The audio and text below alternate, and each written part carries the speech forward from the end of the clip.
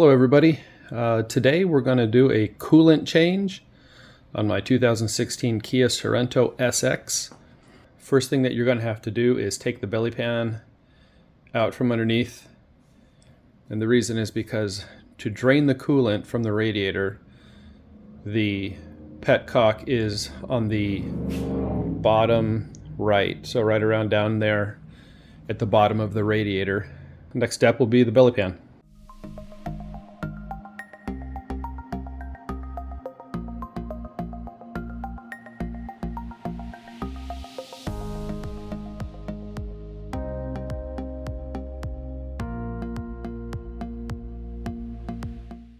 All right, everybody, belly pan is off. I'm looking at under the car, looking at the front, the radiator. I'm on the right-hand side, right under the compressor. And so right there, the white knob, this is the drain for the coolant. So that's what we're going to be unscrewing for the coolant to come out. So that's why you take the belly pan off, because now it's really easy to get to. So what you're going to want to do is get a pan that holds about 2 gallons. Obviously more the better, but there's going to be approximately 2 gallons coming out. At least that's what the manual says. So I'm going to go get my pan, put it under here. The engine is cool. I'm not going to be burning myself. Now, one thing I'm going to do is I'm not going to open the upper radiator cap yet. I'm going to get the drain out, the coolant coming out, and then I'll decide to open that up or not. And the reason I'm not going to open it up right away is because if I do, it's just going to make the rush of the coolant out of the drain that much faster. And I don't know how much of a mess it's going to be. I don't know anything, so I'd rather have it just come out in a controlled manner. At least slow it first until I can gauge what I'm going to do. So first things first is now I'll get the drain open.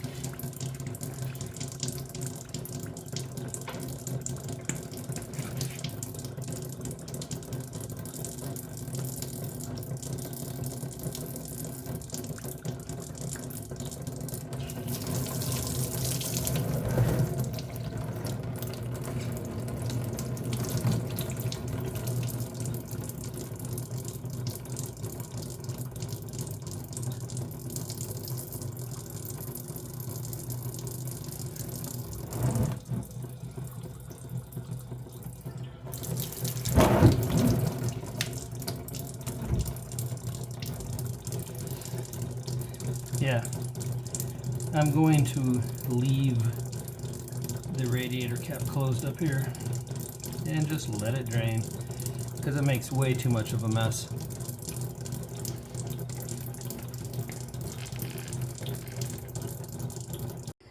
Okay, so definitely the way to go is to leave the radiator cap on. I decided to help with the splashing. I just got a little tiny bucket to lift the pan up. You know, by then the majority would already out, but it got close near the end of that. I just took the radiator cap off at that point. But I guess it has to drain down to a certain level before it won't just rush out that bad. But I do have some splash to clean up. I got some of that to clean up. Just definitely a little messy, but nothing, not manageable at all. And this was the plug I pulled out. And actually it wasn't even in there that hard or tight. I mean, the O-ring seems pretty good. I guess if yours is, I don't know, I have like 120,000 on this, so if mine's doing pretty good, maybe yours will be, but that might be one thing that you might need to replace. Okay, so I got the coolant drained out. I put the stopper back in, and all you do is just screw it in, and it finally came to like it bottomed out. And so that's where I left it. I cleaned up the floor. Obviously, once I pull the car out, I'll give it a final cleaning.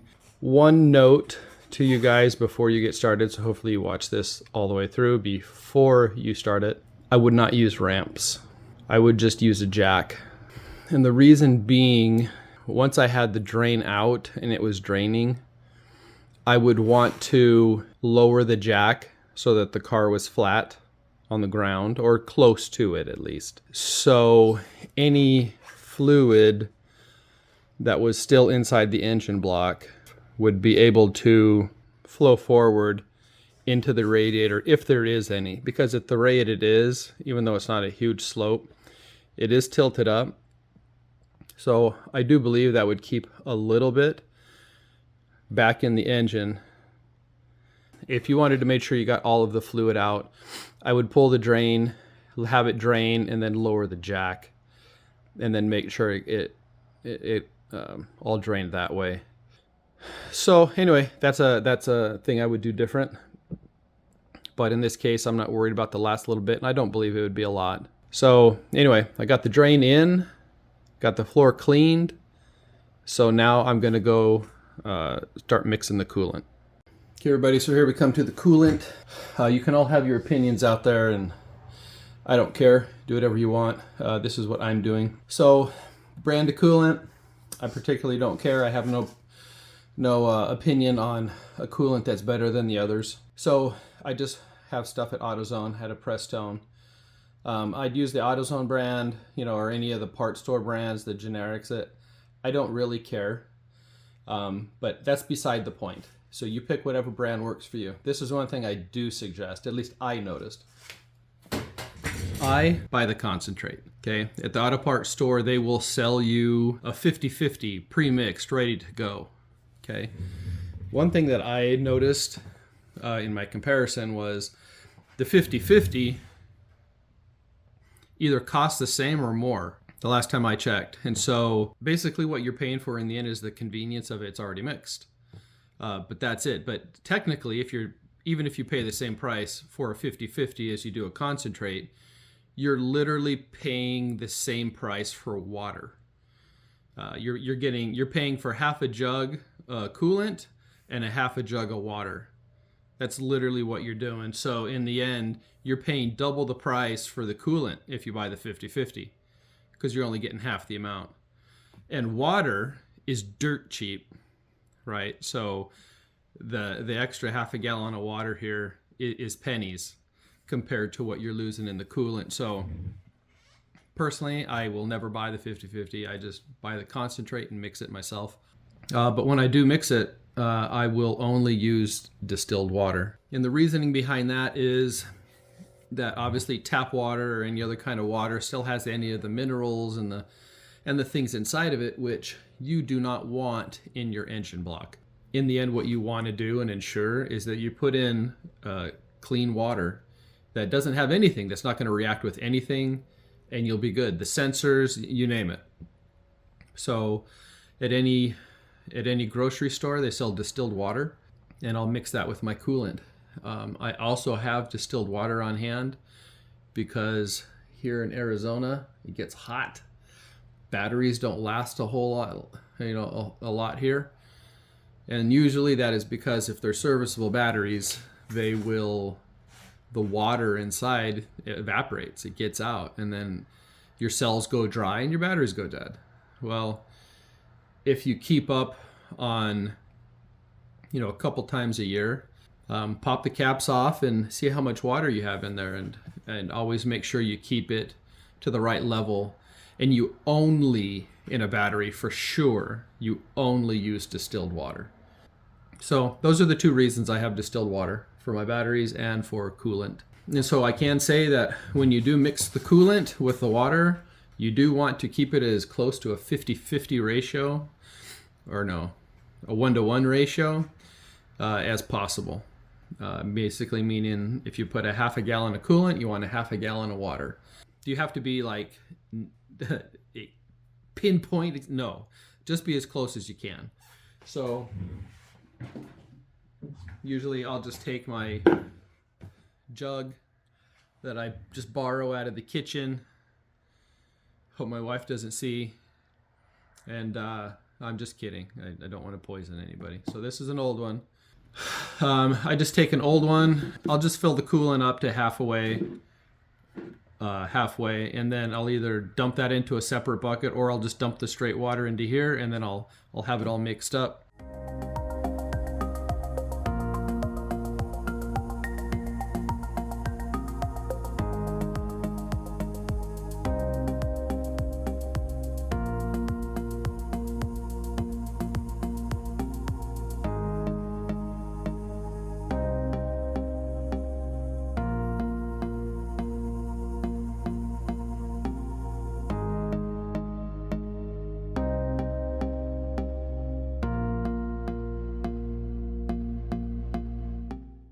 And there you go, just like that. I have a gallon of pre-mixed, ready to go.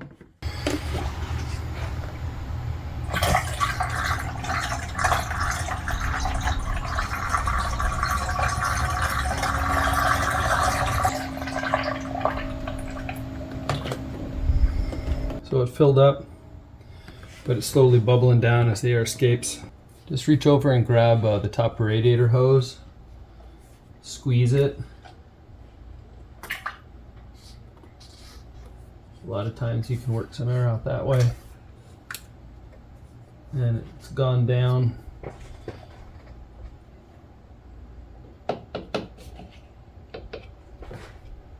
I'm full. It's right there to the top. So the deal is in the engine right now there's still air pockets. So we want to get those air pockets out. Well, the only way you're really going to do it is by putting the cap back on, is you go ahead and start the engine up. In the end, you can sit there and let it heat up to where the thermostat finally opens. And once the thermostat finally opens, it'll start pumping through the engine, and it'll help push that air out into the radiator, and it'll all collect at the top, which is why the radiator cap's at the top of the radiator. And then you can bleed out any of the air. I'm going to go ahead and put the cap back on, start it up, get it off the ramp, and then maybe take it for a spin, get the thing heated up, and then come back, park it, let it cool down again to where I can go ahead and take the radiator cap off, and then I'll top it off again. And you need to continue to do that until you're sure you get all of the air out.